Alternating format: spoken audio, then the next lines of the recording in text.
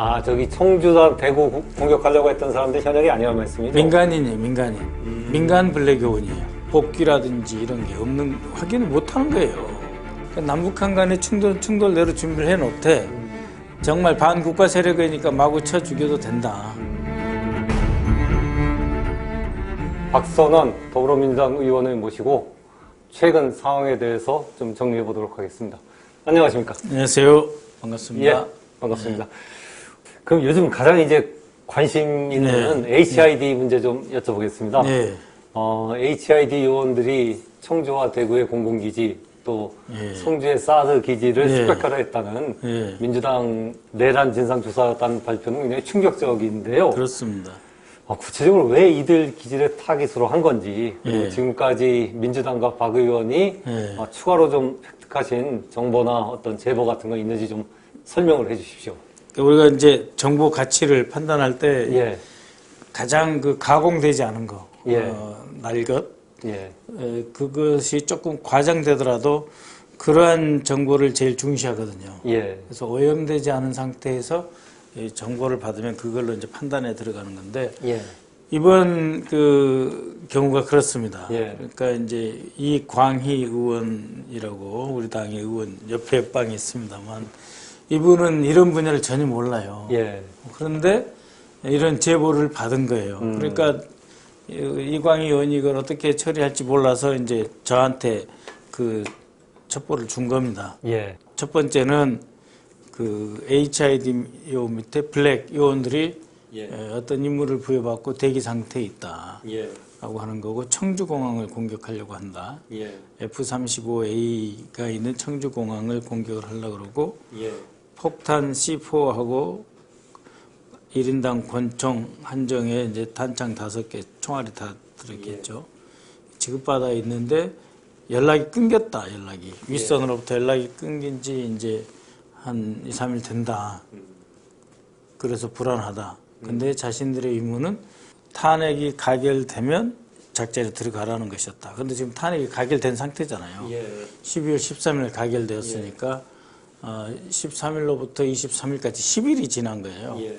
그 기간 동안 이제 임무는 부여받았는데 언제 정확히 하라는 지시가 바로 직접 상부에서 내려와야 되는데 아직 안 내려오고 있다. 자기들도 불안하다. 그래서 제가 그 방송에 나가서 블랙 요원 움직이지 마 했으니 그런 이야기 한 번 더 해달라는 거예요. 그래서 이제 이광희 의원이 저한테 그 첩보를 처음 준 거거든요. 그랬을 때 다 새로운 이야기예요. 그 전에 판교에서 35명에서 40여 명이 12월 3일 날 모였다는 거하고는 전혀 다른 이야기예요. 이 팀은 11월 중순부터 이미 임무를 부여받고 대기 상태에 있다는 거예요. 그러니까 한 달 넘은 거잖아요. 그러니까 이 사람들이 이제 이걸 못 이기면은 그냥 행동에 나설 수도 있거든요. 그러니까 자기들도 힘들다 이런 있는 것인데 그래서 23일 날 우리 국방위원들끼리 모여서 다시 한번 점검하고 지도부에도 보고하고 이광희 의원이 다시 청주 내려가서 확인 작업을 했었던 그런 과정입니다. 제보자를 만났습니까? 그런데 이제 그때는 이제 청주 공항만 나왔어요. 근데 이광희 의원이 다시 23일 날 저녁에 가서 만나고 24일 날 다시 만났는데 그때 나온 이야기는 대구 공항 그리고 성주 사드 기지를 노린다는 거예요. 그러면은 우리나라에서 가장 중요한 그 전략 자산들이거든요. F-35A 청주공항 같은 경우는 스텔스기로 해서 북한이 남침 기류가 있으면은 들어가서 폭격하는 곳이잖아요. 그리고 대구는 F-15K 주력 전투기죠. 우리나라 전투기 중에 가장 폭탄 투하를 많이 할 수 있는 전투기입니다. F-35는 F-16보다 훨씬 많은 그 전폭기 역량을 갖고 있고 사드 성주기지는 말할 것도 없어. 북에서 날아오는 미사일을 미리 식별해가지고 탐지해서 쭉 따라가다가 요격하는 건데 다 미군 관련이지 않습니까? 대구에도 미군이 많이 있어요. 근데 이거는 상상을 초월하는 거잖아요. 그래서 위험하고 너무 그 흉측한 일이고 그럴 예. 때 제보자 이야기는 시설만 파괴해서 사회에서 혼란을 일으키는 것이고 자기는 사람은 안 죽인다. 다시 말씀드리면 이제 받은 무기가 폭약하고 개인 보호, 권총 정도니까 그랬던 것 같아요. 그래서 빨리 사라져라라고 하는 것인지 아니면 이 사람들은 그런 두려움도 있었을 거예요. 자기들이 예. 폭탄을 투하하고 나면 권총밖에 없잖아요. 예. 이 사람들을 공격하면 누가 보호해줘요? 블랙요원을. 예. 그런 자신들이 임무 수행하면 또 다른 위험에 봉착할 수 있다는 두려움도 있었을 거예요. 예, 지금 이것을 또 다시 한번 문제 제기를 했는데 24일 날 국회에서 예. 정식으로 법사위에 출석한 국방장관 대리 예. 김선호 차관에게 예. 질의하게 해서 이거를 좀 중단시키고 복귀시키라 이런 쪽으로 나가게 된 거죠. 예. 그때 이제 김선호 차관은 자기는 파악한 게 없다고 그랬지 않습니까? 네. 모르고 있다고 그랬었는데, 그 뒤에 국방부에서 파악해보니까 그게 사실이라거나 아니면 뭐 내용이 어떻다거나 더 이렇게 추가로 좀 전해온 사실이 있습니까? 민주당에? 없죠. 그러니까는 확인을 했는데 예. 밖에 나가 있는 부대는 없다. 이미 다 들어와서 무기 반납이 끝났다라고 하는데 그거는 12월 3일 판교 사무실에 나갔던 인력들에 관한 거고 예. 이 사람들은 뭐 전체적으로 HID를 다 블랙이라고 할 수 있을지는 모르지만 부사관급, 공작관과 부사관급에서 현역들이에요. 지금 이분들은 현역들이 아닙니다. 저기 청주단 대구 공격하려고 했던 사람들 현역이 아니란 말씀이죠? 민간인이에요, 민간인. 민간 블랙요원이에요. 예비역들이라고 할 수 있죠. 예. 네, 그렇기 때문에 이 사람들의 일하는 방식은 부대에서 이제 뭐 이렇게 생활하는 게 아니잖아요. 예, 예. 그러니까 복귀라든지 이런 게 없는 확인을 못 하는 거예요. 예. 아니 국방부가 어떻게 확인합니까? 합참도 확인을 못 할 텐데. 예. 합참도 정보사에 대해서 확인을 못 해요. 그런데 무슨 국방차관이 확인을 할 수 있겠습니까? 그러니까 미국 영화나 이제 드라마 보면은 네. 미국 CIA가 남미의 이제 어떤 카르텔이라든가 뭐 군사 정권들 공격하고 그럴 때 퇴역 특수전 요원들을 네이비실 활용하잖아요. 퇴역한 사람들. 예, 그래갖고 나중에 문제가 되면 이제 정부와 관련 없다고 해라라고 하는데 그런 거와 좀 비슷한 식의 어떤 예비역 정보사 요원들을 활용하고 있었던 거네요. 이제 예비 정보사에서 관리하던 예. 그 훈련된 인력 중에서 퇴역하신 분들. 예. 이나 그들이 관리해서 새롭게 아니면 현재 HID나 블랙에서 관리하는 예. 뭐 민간인 중에서 선발해서 훈련시키는 그런 세력이 또 있을 수 있습니다. 그분들이 이제 예비역들이면 여전히 이제 밖에서 이제 활동을 민간이니까 사실은 활동하고 계시는 건데 그러면은 이들이 공식 군 지휘 계통이 아니라 비공식 라인을 통해서 어떤 제2의 어떤 기습이라든가 공격 또는 제2의 쿠데타 실행을 할 가능성도 여전히 남아 있다고 이렇게 보십니까?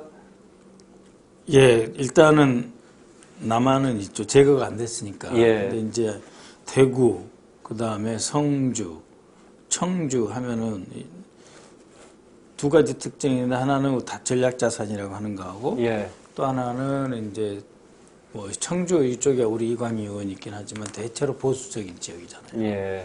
그렇기 때문에 어떤 그 군사적인 행동을 했을 때, 즉 미군이 공격하거나 했을 때 현지에서 바로 그 여론을 이렇게 그 불러일으키는데 그러니까 쿠데타 세력, 내란 세력이 자신들에게 여론을 끌고 가기에는 굉장히 좋은 토양이 있는 곳이에요.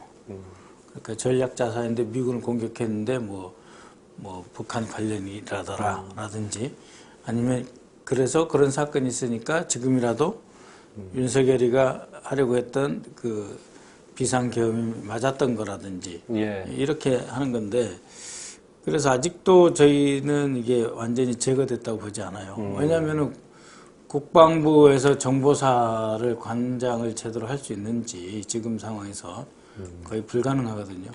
그리고 이거는 정보사 안에 공작관이 이런 요원들을 거의 점조적으로 개별적으로 관리를 하고 있기 때문에 누가 이 조직을 관리한지도 아직도 파악을 못했을 수가 있어요. 그러면 HID 블랙 요원들의 공군기지 공습 계획은 앞으로 특검이 이제 시작되거나 국정조사를 하더라도 이게 비공식적으로 이루어졌기 때문에 전모를 밝히기 굉장히 좀 어려울 수가 있을 것 같은데 어떻게 보세요? 이게 HID라고 이렇게 예. 규정하기도 어려워요. 왜냐하면은 판교 사무실에 모였던 세력들이 다 이제 그 전에 이제 그 블랙 요원을 관리하는 전담 일종의 이제 그 예하 사령부 안에 또 하나의 별도 사령부라고 보실 수가 있는데 예. 여기서 관리하는 사람들은 다 HID냐 아니냐라고 보기 어려워요. 그냥 그는 정보사 블랙 팀 중에서 이제 일종의 임무를 부여받고 타격 활동을 할 수 있는 팀들이 여러 가지가 이제 있을 거 아니에요. 예. 예, 그렇기 때문에 아예 HID 해가지고 이제 현역들로 쫙 관리되는 체계 안에 들어있으면은 오히려 확인이 가능한데 이 팀들에 대해서는 확인은 쉽지 않아요. 다만 제보를 했다라고 하는 점, 예. 그리고 서로 간에 이제 성주팀, 대구팀 이렇게 청주팀 이렇게 하면서 자기들끼리는 또 아름아름 아는 사이 훈련도 하다 보면은 이제 서로 뭐 대항군이고 우리 편이고 이렇게 훈련도 해야 되니까 예. 10명만 가지고 훈련하지 않을 수도 있잖아요. 예. 그래서 서로 아는 사이로 추정을 하고 있어요. 세 개의 팀이 있다고 하는 것을 이야기를 했기 때문에 그래서 이거는 제보와 수사가 동시에 돼야 된다고 봅니다. 예. 단순 조사로는 안 되고요. 예. 예, 정확하게 수사가 돼야 되죠. 예. 근데 또 이 사람들은 블랙이고 자기들이 아무것도 행동한 게 없고 예. 오히려 이러한 제보를 통해서 임무의 조기 종료를 요청한 셈이고 예. 공개적으로 어쨌든 국방장관 직무대리가 다 복귀시켰다고 했으니까 예. 25일 4시 15분에 이제 임무 종료 지시가 내려왔다 그러잖아요. 예. 그 제보가 온 거죠? 예, 이건 쪽으로 예. 온 거죠. 예. 4시 15분에 예. 해제가 됐다라고 25일 한 10시 반쯤에 이제 예. 연락이 온 거죠. 예. 그래서 고맙다 이런 예. 이야기, 임무를 종료시켜줘서 고맙다 그런 이야기였는데 계속 좀 이거는 주시해야 될 수밖에 없습니다. 그럼 그 전에 25일 전에 그 국회에서 블랙 요원도 움직이지 마라 라는 얘기를 하신 적이 있잖아요. 그건 한참 됐죠. 예, 한참 됐죠. 근데 그거는 이런 상황을 좀 미리 예상하고 이런 상황이 있을 수 있다는 걸 좀 감지하고서 그때 얘기하셨던 건가요? 왜냐면은 그때 이야기하는 블랙 요원은 예. 이분들 말고 HID 및 HID에서 관리하는 정직 현역 블랙 요원이거든요. 저기 판교에 갔던 예. 인원들이라든가 그런 인원들이. 그런데 예. 이제 35명에서 40명. 그러니까 이 사람들도 9월 말부터 예. 정식으로 이제 선별된 사람이고 예. 그 선별된 사람 최종적으로 정보사령관이 다시 한번 일일이 확인을 한 거잖아요. 이 사람들 개인 이력서 같은 걸 보면서. 그렇기 때문에 이 사람들이 어떤 식으로 다시 튈지 돌출 행동을 할지는 모르는 거예요. 예. 그리고 2차 내란의 가능성은 계속 있었고 12월 3일 그 계엄 시작한 날 우리가 계속 이제 강조해왔지만 노상원이가 예. 12월 3일 새벽에 국방장관 공관에 들어가서 한남동에 예. 무언가의 지시를 받고 나왔고 그날 통화를 엄청 많이 했다 그러고 노상원이하고 김영현이하고 또 최종적으로 이 국회에서 이제 계엄 해제 결의안이 통과됐음에도 불구하고 1시 20분에 그는 12월 4일 1시 20분에 김용현이 노상원이한테 또 전화했고 예. 노상원이가 이 12월 4일 3시 20분에 다시 김용현이한테 전화를 했고 그래서 뭔가 추가적으로 작전할 수 있는 것들에 대해서 쭉 설명을 했고 그것에 대해서 김용현이가 지금은 어떻게 하냐 좀 두고 보자는 식으로 말을 했거든요. 예. 그렇기 때문에 여전히 그 판교 HID 및 그 블랙팀에서의 그 옵션 미리 준비해놨던 여러 가지 선택지는 살아 있잖아요. 현역들 몇 사람이 복귀한다고 그래서 예. 그 사람들은 공작원이죠. 동시에 공작관들인데 그 사람들이 다 임무를 해제시키고 갔으려는 보장이 전혀 없잖아요. 예. 그것만 해도 막기 어려운데 이거는 또 새로운 거예요. 별도입니다. 별도. 만약에 12.3 내란 전에 이 청주팀이라든가 대구팀이 움직여갖고 네. 공군기지에 타격했으면은 네. 훨씬 계엄의 명분을 내세우기 쉬웠을 것 같은데. 네, 그렇죠. 예, 근데 그때 안 하고서 12.3 내란 이후에 이제 활용하려고 그랬다는 거는 어떤 B 플랜으로서 이렇게 플랜 B로 갖고 있었다는 그런 걸로 봐야 되나요? 그렇죠. 크게는 이제 우리가 이제 윤석열 반대 시위라든가 예. 이런 데서 좀 폭력 사태, 예. 무슨 돌을 든다든지 화염병을 쓴다든지 이러면은 바로 그냥 행안부 장관 통해 가지고 이제 경비 계엄으로 갔을 텐데 예. 우리 당 지도부에서 계속 강조했거든요. 절대 평화 시위고 평화 집회 예. 정해진 시간만 하고 다 해산하고 청소하고 끝나고 그러니까 이 경비 계엄을 할 수 있는 명분이 없는 거예요. 그러니까 이제 그건 행안부 채널로서 이상민 쪽에 좀 필요했던 것 같아요. 조지호가 움직이는 걸 보고 하면은. 예. 그러니까 이건 행안부에서 이게 경비 계엄이고 또 하나가 이제 비상 계엄인데 비상 계엄이라고 하는 것은 전시 및 별난, 준사변 이런 남북한 간의 충돌이 있어야 되잖아요. 예. 그러니까 남북한 간의 충돌은 충돌대로 준비를 해 놓되 더 극적으로 여기에다가 하나 더 얹혀가지고 예.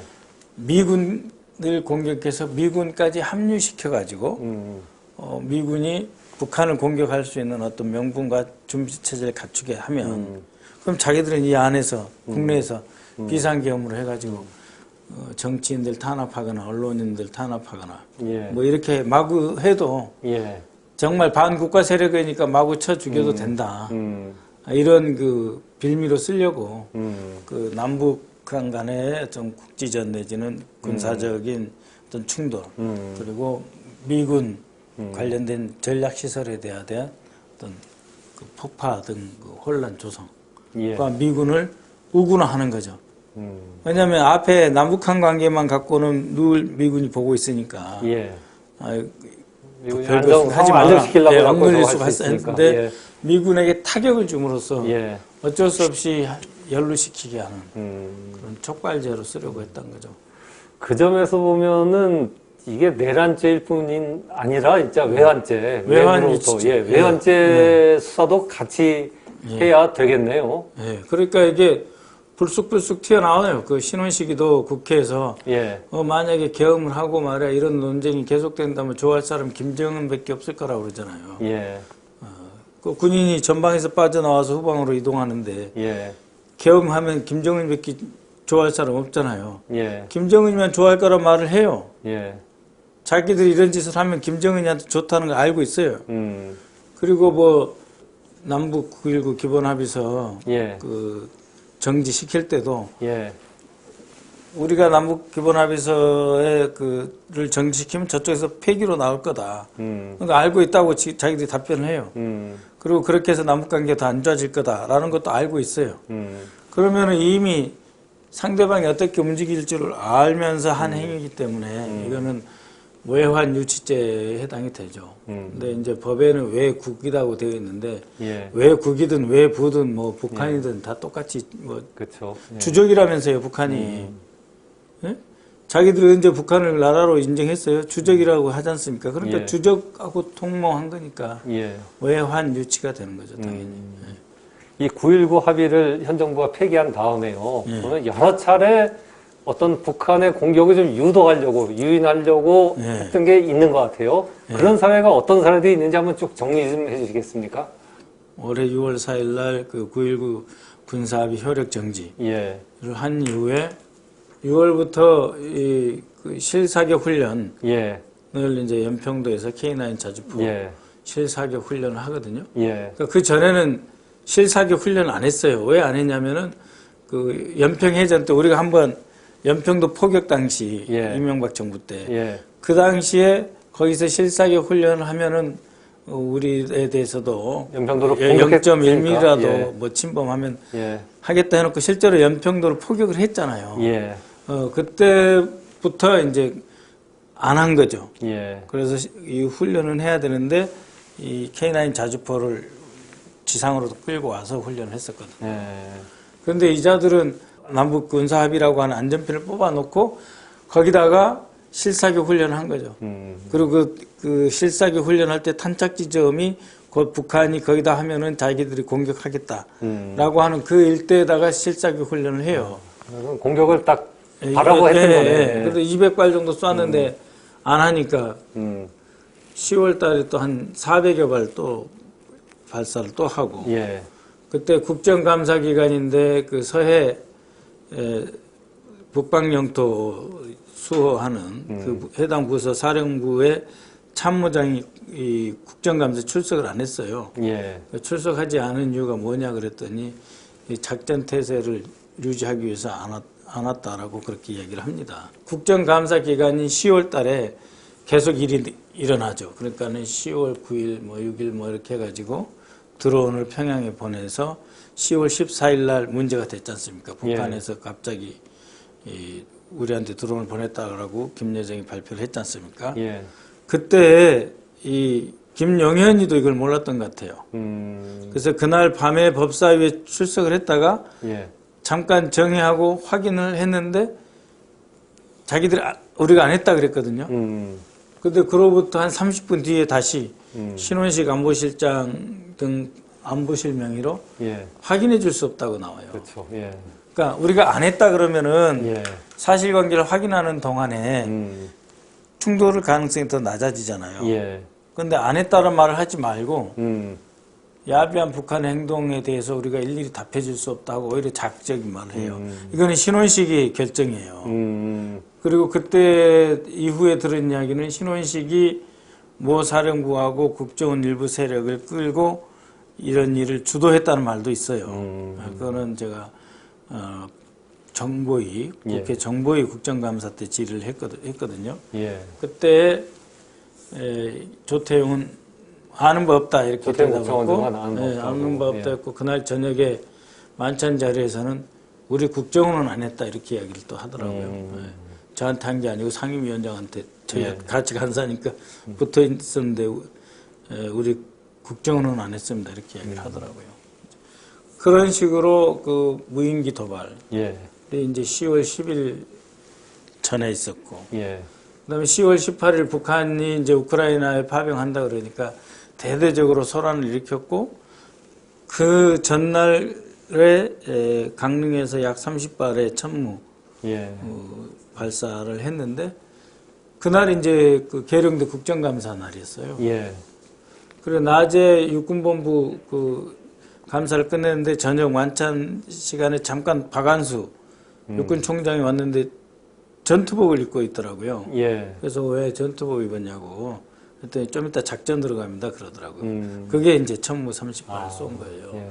그러니까 이제 이걸 쏘면은 우리가 이렇게 동해짝으로 쏘면은 예. 북한은 이게 뭔지 몰라요.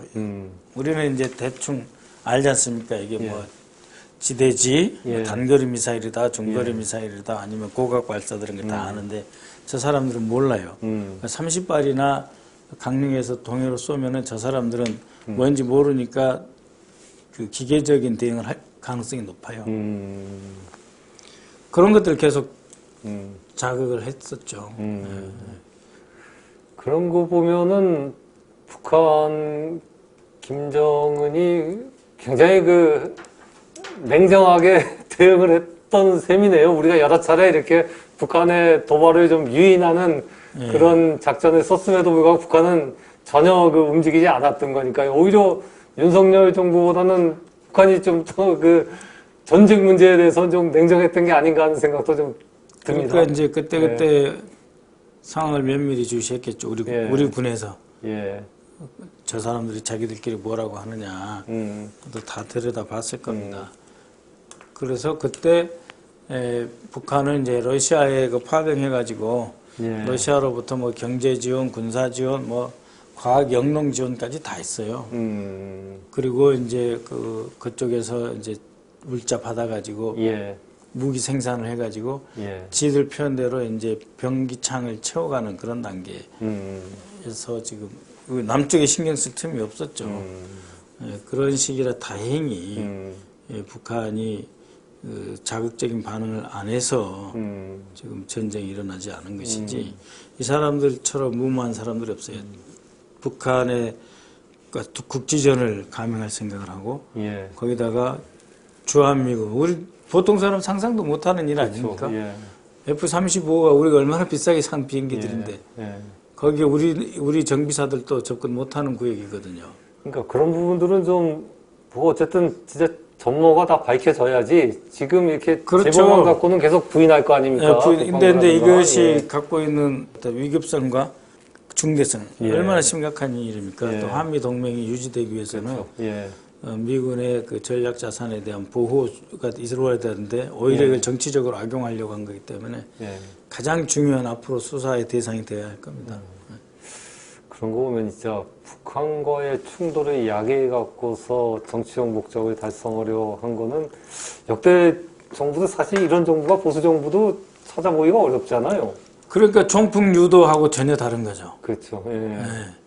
그거는 대선 때 불리할 것 같으니까 북한에 선거에서 돈 이기기 주고 위해서 한 건데 예. 총을 좀 몇 발 쏴달라라고 하는 거하고 이건 질적으로 다른 겁니다. 군의 주요 핵심 부대들이 다 동원돼서 뭐 네. 그래서 서해상부터 예. 그다음에 동해까지 동해 그 천무 발사까지 다 음. 있었다고 하는 거고 그다음에 무인기까지 동원됐고 예. 마침내는 11월 하순에 예. 이제 드론 아니 북한의 오물풍선 예. 예. 오면 원점을 타격하겠다라고 하는데 국회에서 물어봤습니다. 당신들이 생각하는 원점이 몇 군데냐? 예. 여기 공개된 내용이니까 14군데를 하더라고요. 예. 그러니까 휴전선 따라서 14군데에서 북한이 오물풍선을 보내는 지정된 장소라고 자기들이 파악한 데가 있다는 거예요. 그럼 14군데 중에 몇 군데를 공격할 계획을 갖고 있었는지는 모르겠지만 예. 뭐 한두 군데 하지는 않았을 거예요. 이 사람들의 그동안 드러난 이 기괴함과 무모함 이런 무도함을 생각을 해볼 때 예. 그래서 정말 이 전체를 반드시 다 드러내고 수사를 해야죠. 그때 그 합참의장이 그 원점 타격은 반대한 걸로 보도가 됐던데. 예, 합참의장은 안 된다 그랬어요. 합참의장은 그것은 안 된다. 그래서 그러면은 9.19 합의대로 서로 이행을 하고 여기서 탈북자들이 보내는 그 대북 전단 중지시키고 확성기도 중단하고 그러면은 서로 이런 일이 없지 않냐. 그리고 북한도 우리한테 당연히 확성기 중단, 그 오물풍선 중단, 대남 위협 발언 중단. 그렇게 서로 좋은 것들이 회복돼 가면 그럼 군사회담도 다시 시작할 수도 있고 하니까 그런 식으로 권장을 했지만 그것에 대해서는 또 답을 안 하더라고요. 합참의장은 이제 그것은 이제 국방부 차원에서 대통령실에서 해야 될 문제고 어쨌든 자기는 원점 타격은 전쟁을 촉발하는 행위이기 때문에 반대한다. 아니면 생각하지 않는다. 이런 말을 했어요. 네.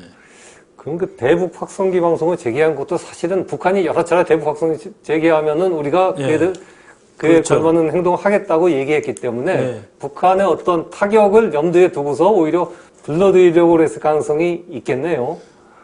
일요일 날 갑자기 그 NSC 예. 국가안전보장회의를 열어가지고 예. 대북 확성기 재개 결정을 하거든요. 예. 일요일 날 할 정도로 그렇게 급박했나요? 확성기 키는 게? 그렇죠. 그렇지도 예. 않죠.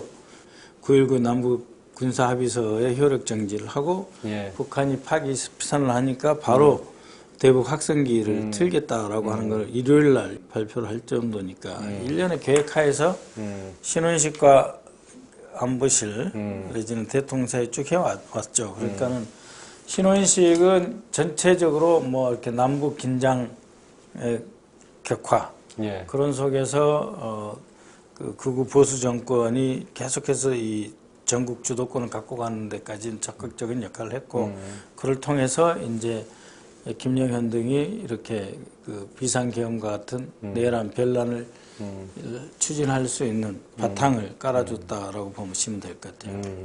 신혼식이 뭐 3월 달 말에 뭐 다퉜다라고 하는데 그건 뭐 다투는 거야. 늘 입장차이 늘 있어요. NSC 상임위원회 열잖아요. 예. 그럼 장관들끼리 맨 다투요. 그거 가지고 입장이 다르다고 해서 그걸 안 했냐? 그렇지 않아요. 결국은 다 같이 정부 결정하면 쭉 같이 가는 거거든요. 그러니까 신원식 실장이 자기는 계엄 문제로 이렇게 김영현 장관하고 다퉜다라는 얘기는 그때 한 일종의 번 자기를 위한 언론 그렇죠. 플레이라고. 그렇죠. 아니 그럴 그러면은 상당히 높겠네요. 3월달에 다투고 그 이후로 못하게 확실히 막았어야죠. 그때는 자기가 국방장관이었는데 예. 그렇지 않잖아요. 6월 4일날 남북 군사합의서 효력 정지 등을 쭉 이어가는 과정에서 자기가 했죠. 예. 그 이후 안보실장일 때도 예. 오히려 아까 말씀드린 평양 드론 무인기 예. 침투 같은 것도 김영현은 모르고 있었다. 그리고 우리가 안 했다 쪽으로 말을 하려고 하는데 오히려 그걸 뒤집은 사람이 신원식이죠. 오히려 계엄의 주도권, 누가 이렇게 계엄의 주도권을 가느냐고 둘이 그렇죠. 좀 이렇게 네. 경쟁했을 가능성도 상당히 있는 거 그럼요. 아닙니까? 성공했을 때 예. 이제 자신들의 입지가 달라지기 때문에 예. 오히려 이제 너는 왜 나하고 상의도 없이 대통령한테 계엄하면 찬성할 수 있는 그 자리에서 이야기하냐. 나한테 미리 이야기하고 했어야지. 뭐 그런 류의 말다툼일 수도 있어요. 그렇기 때문에 뭐 신원식이는 계엄을 반대했다. 전혀 그렇지 않습니다. 그럼 신원식 김영현 장관은 그렇고 또 관심이 끄는 게 그 국정원에서 조태용 원장하고 홍정원 1차장도 예. 상당히 그 관계가 좀 미묘했던 것 같은데 거기에 대해서는 좀 지금 어떤 조태용에 편이십니까? 대해서도 조사를 해야 됩니다. 지금 이제 재밌는 일이 하나 벌어지고 있는데 예. 어제 김용현이 나와가지고 예. 변호사들을 통해서 기자회견이라는 거 했잖아요. 예. 그러면 한번 가만히 들어보면은 결국은 대통령이 주도했다는 거예요. 어떤 내용을 빼라 말아라고 하는 거는 부차적인 보고문을 봤다는 거죠. 대통령이 주도를 했고 자기가 초안을 썼긴 했지만 대통령이 결정을 했고 국무회의에 이제 그 들어가기 전에 총리한테 보고를 했고 총리도 보고령도 받고 그래서 총리가 국무회의를 열었기 때문에 이 계엄이 성립된 거다. 즉 자기는 뭐 계획 단계에서 뭐 대통령이 시키니까 준비했다 뭐 이런 식으로 쑥 빠져버리잖아요. 그래서 지금은 그동안 알려지기를 이제 대통령, 국방장관, 그 다음에 이제 정보사령관, 뭐 방첩사령관 이렇게 쭉 가잖아요. 그 틀에서 자기가 두 번째의 핵심 책임자, 즉 공동수계였는데 한독수를 끄집어 들인 거죠. 네? 그래서 이제 서로 이제 내란이 분란으로 이어지는 시점인 것 같긴 시작된 것 같은데 조태용과 홍장원도 마찬가지예요. 홍장원이 이제 대통령하고 조금 더 신뢰를 받았다고 본인 스스로는 생각을 하더라고요. 홍정원 1차장이요? 신뢰받았다. 자기가 대통령으로부터 신뢰를 받고 조태용은 뺀질거리고 그런 사람이라고까지 저한테 카톡 문자까지 보냈는데 조태용이 그런데 국무회의 성원이 아니에요.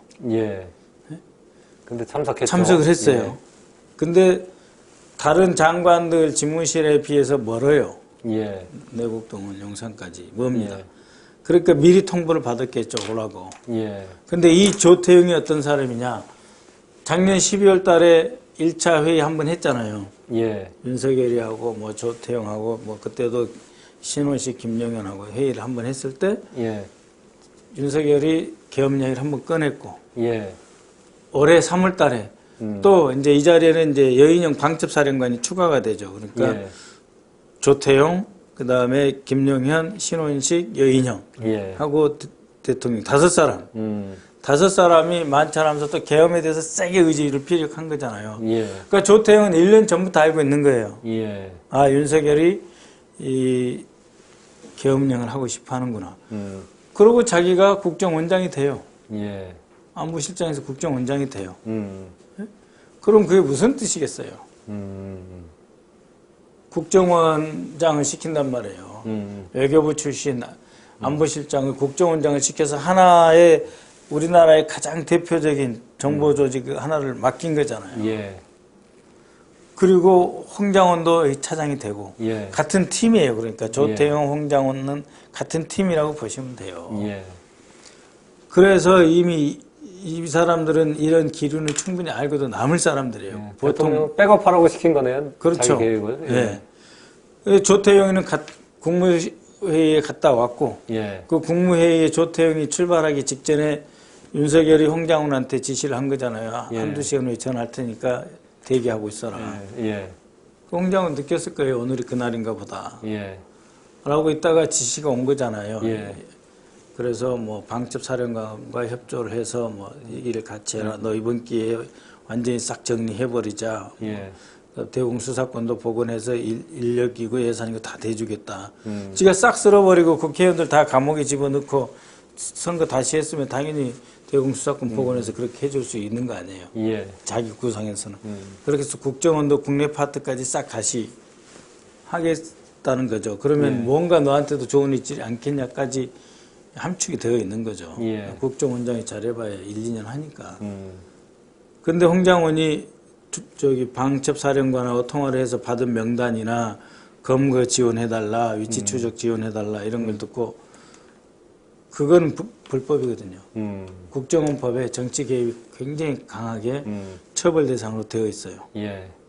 그래서 이걸 가지고 조태용이한테 갔는데 조태용이는 국무회의에 갔다는 이야기도 안 하면서 내일 보자고 함으로써 사실상 내란 가담 내지는 내란 지원 동조 합류 하라는 뜻이잖아요.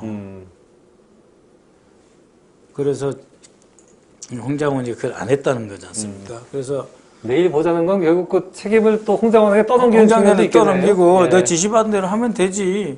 저는 이미 예. 국무회에 갔다 온 사람이니까 예. 다들 뭐 윤석열이가 격앙돼가지고 막 반대할 것 같으니까 소리치고 그다음에 뭐 최상목이한테는 쪽지 주고 각각 다 쪽지 임무를 부여했잖아요. 예. 국정원장이 무슨 쪽지를 받았는가 아직 안 나왔죠. 아마 쪽지 받을 필요도 없을 겁니다. 이미 다. 작년 12월부터 알고 있었고 국정원장이 됐고 3월 달에 그런 회의도 같이 했으니까. 그리고 국무회의에 누가 불렀는지는 모르겠는데 아마 안보실이나 대통령실 안보실에서 불렀겠죠. 그렇지 않았겠어요? 그렇죠. 예. 대통령이 불렀겠죠. 예, 그거를 뭐 한덕수가 불렀을 것 같지는 않고 그 사람들이 얼마나 이상하게 생각했겠어요. 국무회의에 11명인가 겨우 찰까 말까 하는데 조태용이가 와 있으니까. 조태용이 책임자인데 국정원 책임자는 조태용이에요. 근데 이거를 홍장원이 자르면서 자기가 가만히 있는 것은 아주 잘못된 행동이죠. 노상원 전 정보사령관 예. 수첩이 발견되지 않습니까? 예. 저 공조수사본부에 수사하고 있는데 거기 보면 이제 사살이라는 표현이 들어있단 말입니다. 이게 얼마 전에 이제 김어준 씨가 국회에서 만약 그 체포조가 성공을 했다면은 이제 한동훈 국민의힘 대표를 사살하려고 했을 거다라는 제보를 자기가 받았다라고 공개한 것과 맞물려갖고 상당히 좀 관심을 받고 있는데 그 노상원 전 사령관 수첩에 이게 사사이라는 단어가 어떤 맥락에서 사용돼 있는지. 예. 그러니까 잡아와서 체포해가지고. 예. 뭐, 일부는 뭐, 불법 선거로 몰아가지고. 예. 이유가 뭐가 됐지? 그래서 국회의원직에 쫓아내고. 예. 그러니까 대다수 선량한 민주당의 의원들은 이제 그런 거고. 사살은 윤석열이의 첫 문장이 생각을 나게 합니다. 그러니까 계엄 선포하면서 일거에 척결하겠다. 일거에 척결 어떻게 해요? 아니 비상계엄을 국내 정치적인 자기에게 반대자들이 있다고 쳐고 그 반대자들을 척결하는 수단으로 쓰는 게 비상계엄입니까? 그런데 일거에 척결이라고 하는 말을 한번 생각을 해보세요. 일거의 척결이 어떤 뜻입니까? 뭐 바로 죽인다는 거지 뭐 재판해가지고 몇 년씩 끌어가지고 한다는 뜻으로 들립니까? 일거의 척결이?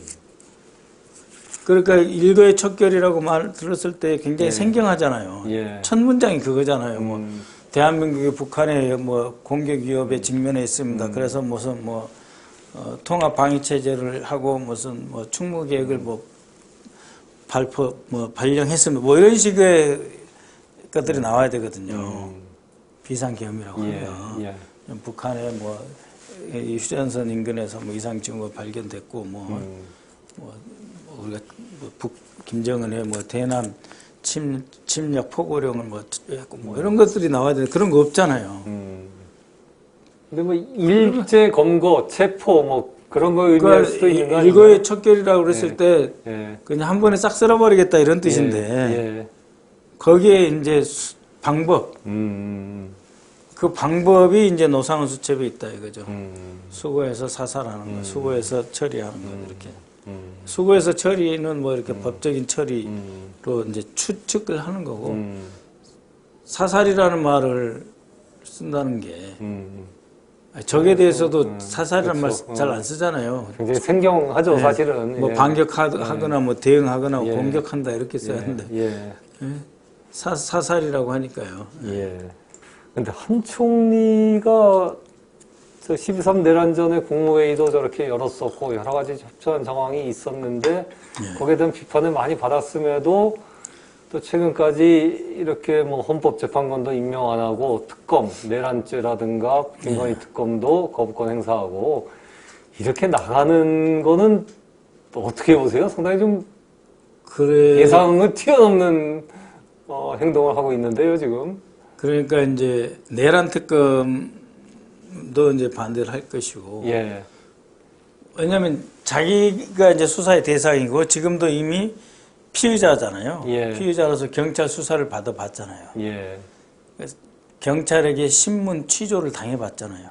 지난번에 한 번 받았죠. 예. 그러면은 바로 느낌이 오죠. 왜냐면 밑에 사람들 뭐 이제 국무위원들도 다 실토를 했을 거고 뭐 다 실토를 했을 거고 그때 회의 그림은 이미 다 나와 있는 상황이에요. 그때 한덕수가 뭘 어떤 짓을 했다는 것은 이미 이 그 신문 조서에 다 이미 들어가 있는 거예요. 그런 상태에서 결국은 이게 탄핵 이제 재판이 진행되면 예. 드러나게 돼 있는 거죠. 곧 드러나게 돼 있는 거죠. 곧 준비 기일 지나고 재판 지나면 뭐 일주일에 한 번 할지 두 번 할지는 모르겠지만 그야말로 한 3, 4주면 다 자기 죄상이 드러난단 말이에요. 그러니까 상설특검, 내란특검 다 반대를 해야 돼요. 그걸 반대를 해야 되기 때문에 거부권을 행사를 한 거예요.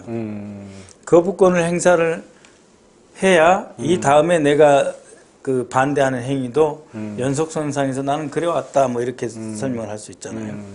이제 그러한 그 거부권, 그 다음에 앞으로 닥칠 내란 특검에 대해서 제2요구 이런 것까지 하려고 하면 당연히 헌재 재판관들이 임명이 안 돼야 되는 거예요. 자기가 이제 피의자고 반란죄에 그야말로 주요 임무 종사자 수준을 넘거든요. 어제 김용현이 이야기한 대로 헌법대로 자기는 김용현이는 거쳐서 보고했다는 거잖아요. 예. 그동안 숨겨왔잖아요. 그렇죠. 예. 미리 대통령한테 보고하기 전에 먼저 총리를 거쳐서 보고했다는 예. 거죠. 예. 예.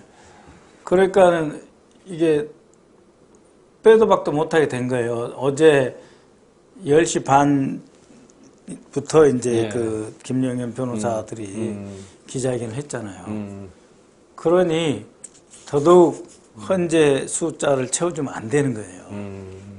그래서 현재 6명, 그 다음에 4월달 가면 또 2명, 문재인 대통령이 추천 2명이 빠지면 4명. 예. 그래서 헌재를 붕괴시키는 거예요, 이게.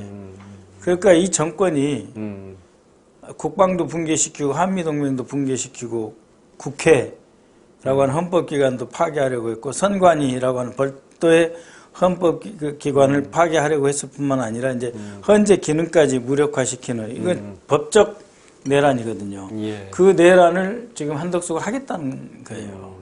그렇기 때문에 저희로서는 이거는 그 권한 대행이 아니라 내란 대행이라고 규정을 하는 거예요.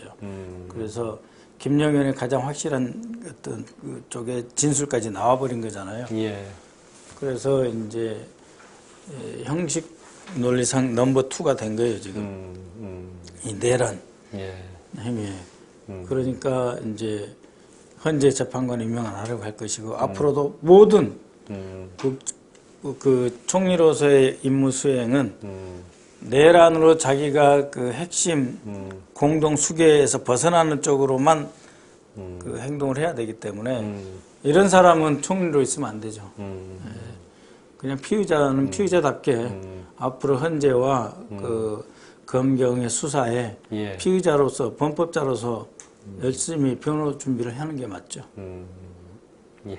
그 좀 전에 한미동맹 얘기하셨는데요. 그 12.3 내란 사태가 이제 곧 도널드 트럼프 2기 행정부가 출범할 텐데 이 트럼프 행정부의 대한반도 정책에 영향을 상당히 줄 수 있을 것 같은데 어떤 영향을 좀 끼치라고 예상하십니까? 군사 전략적 측면하고 정책 측면인데 예. 먼저 군사 전략적 측면을 보면 예.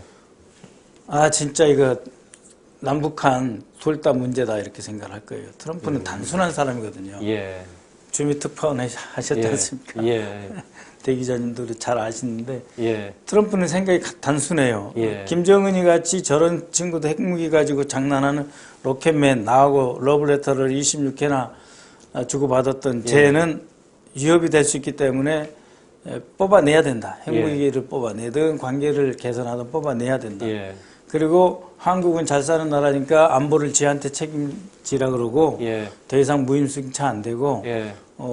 자기 안보 자기가 지키려고 해야 된다. 예. 그러면서 봐라 저런 식으로 예. 윤석열식으로 해가지고 우리를 몰고 예. 혹은 우리를 말려들게 하는 끌어들이는 한반도 긴장에 예. 한반도 긴장에 우리가 끌고 가서 한반도 긴장을 고조시켜도 미국이 고조시켜야 되는 그렇죠. 건데 저기에 말려들어가지고 전체 대중봉쇄라든지 다른 전략에 악영향을 받을 수 있다.